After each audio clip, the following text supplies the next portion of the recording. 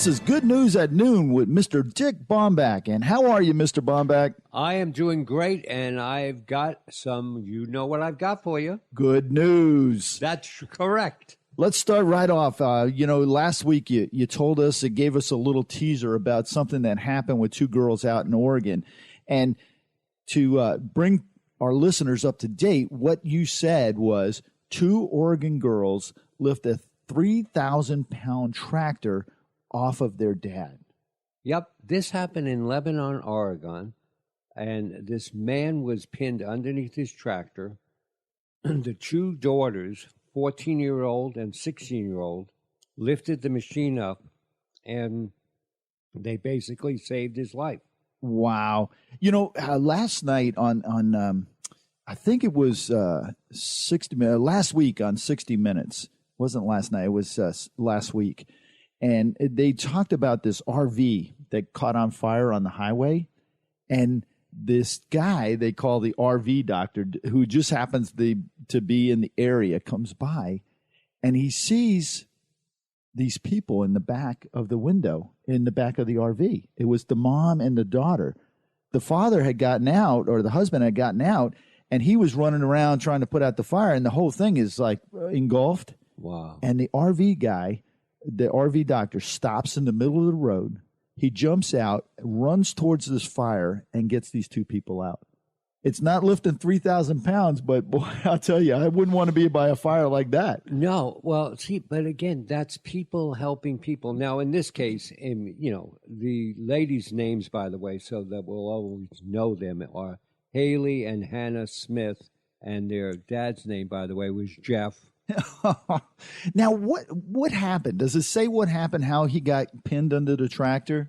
What happens if he was picking up a stump out of his backyard and it flipped over, and the stump literally overthrew the tractor, and it was a large one, and he got buried underneath it, and it the steering wheel pinned his chest to the floor or to the ground. Wow. Now, does it say how they were able to accomplish lifting this thing off their dad? Oh, only by, as you know, pure just focus and strength. Yeah, adrenaline. Adrenaline, exactly. Yeah, yep. The next one we have is it comes out of California, and it talks about a California kayaker saves family after SUV plunges into the river. Boy, if that's not a story of being at the right place at the right time. Yeah, and again, it was parents and three kids in the SUV. They lost control, hit a tree and a boulder, ended up in the middle of the American River near Sacramento. And Mark Diavortori happened to be kayaking.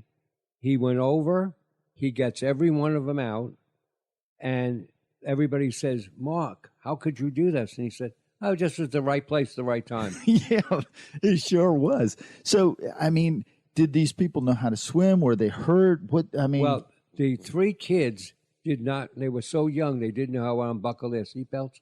Mark unbuckled all the seatbelts and took each one of them out. Wow. Now, were they underwater, or was it partially immersed, or how was it? They were underwater. In fact, the driver, the dad, he was upside down. Holy smokes. And he got all of them out. And Mark says, "Oh, it's just good luck." Wow. It makes it sound like it's just another day at the office for him. Yeah. Yeah. The next one we have talks about, I guess, a cab driver. And it says, sometimes riders find a cabbie worth praising. I don't know. I've been in a lot of cabs. And they're nice people, but I don't know if they're worth the praise for being a cabbie. Well, this happened in New York, and Felton Brown called 311 to leave a compliment because he got help for dating advice when he was having a conversation with the cab driver about how to propose to the young lady. And so he wrote a thing and called up 311 and said, "I just told him how beautiful this girl was, and he was like, "Look, that's fine. You got to really, if you really like her, go start talking to her and ask her, if she wants to go out." And this guy, because there have been so many negatives, he decided to leave a positive. Wow. Now, was the cabbie's name Abby? No. Dear Abby? Yeah, Dear yeah. Abby the cabbie. They're not releasing the cab driver's name, probably because he was positive. Oh, my goodness. We have too much fun here. So the next one that you have is about a retired racehorse's painting or paintings that sell for $500 a pop. Yes. Now, okay. By the way, for the second time of the race, Dick won a little money. Are you ready to know how much? How much? $12.50 on the Preakness. Yippee! When I was a kid, my grandmother, back then you could bring kids in. I don't know if they still can, but she brought me there to the Preakness to see the Preakness race and numerous other races. And I'm telling you, if you've never been to one of those races live, you got to put it on your bucket list. It's just so. I mean, it's you don't realize it until they open those gates and the horses start running. How I mean, it gives me goosebumps when I think about it.